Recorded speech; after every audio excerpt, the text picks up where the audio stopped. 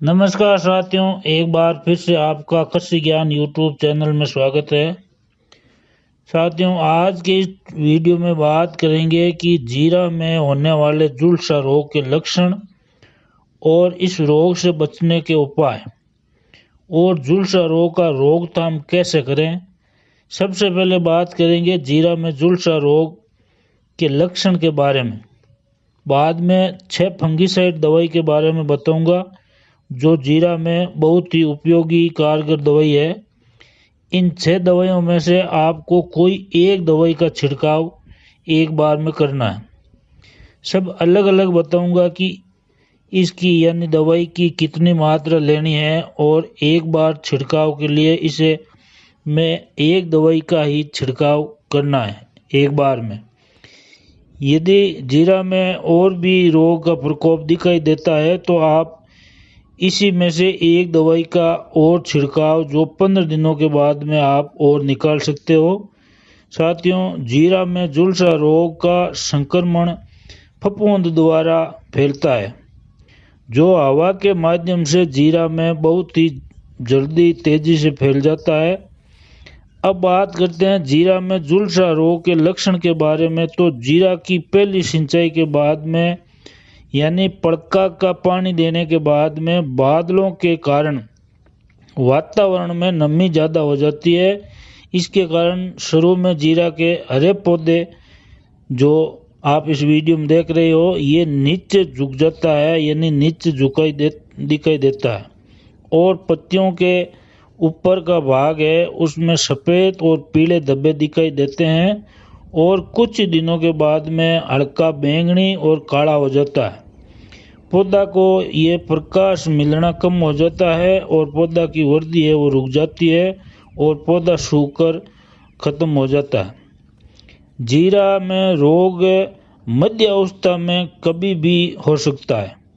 ये फफूंद बहुत ही जल्दी पूरे खेत में और क्षेत्र में भी पूरी फसल में बढ़ जाती है और जीरा में 80 से 90% नुकसान हो जाता है।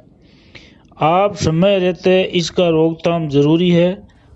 साथियों, बात करते हैं कि इसका रोकथाम के लिए क्या करें, कौन सी दवाई लें, कितनी लें और कितनी मात्रा में, ये कितना एरिया में यानी कितना बीघा में ये छांटनी है, इसका इस पर करना है। ये सारी बातें एक एक करके दवाई के बारे में बताएंगे जो आप विस्तार से समझें। साथियों, जीरा में झुलसा रोग संक्रमण फैलने के बाद में हो सके तो आप सिंचाई कम कर दें और सिंचाई की यदि आवश्यकता नहीं हो तो सिंचाई नहीं करें क्योंकि जीरा की फसल बहुत ही कम पानी में पक जाती है।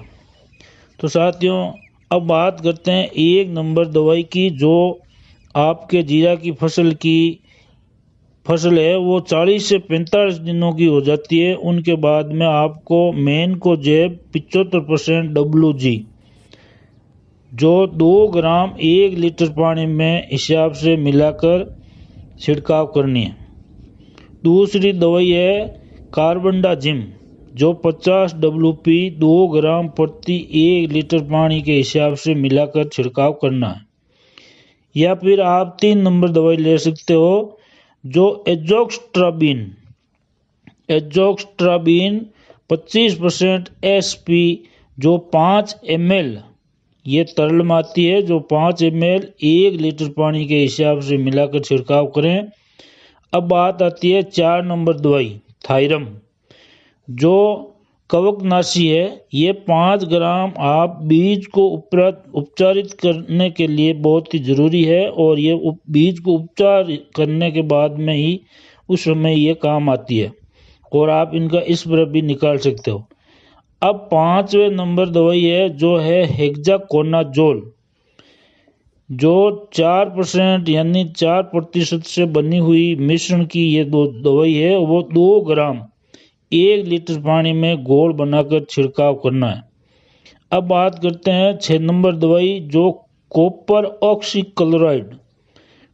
ऑक्सीक्लोराइड जो 50 WP 500 ग्राम की मात्रा 200 लीटर पानी में घोल बनाकर 6 बीघा में छिड़काव करें।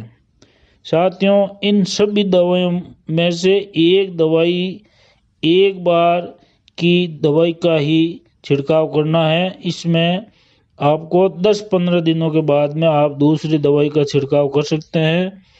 तो साथियों ये थी जीरा में झुलसा रोग और ये 5-6 दवाई है वो जीरा में महत्वपूर्ण है विशेष। तो साथियों ये वीडियो और जानकारी आपको अच्छी लगी हो तो वीडियो को लाइक और अपने साथियों के साथ ज़्यादा से ज़्यादा शेयर करें ताकि और भी कई किसान भाइयों को जीरा की फसल में फ़ायदा हो सके। साथियों आपको हमेशा नई नई जानकारी, कृषि संबंधी जानकारी जो आप तक सबसे पहले पहुंच जाएगी, इसके लिए आप हमारे कृषि ज्ञान यूट्यूब चैनल को सब्सक्राइब करें। धन्यवाद। जय जवान जय किसान जय हिंद।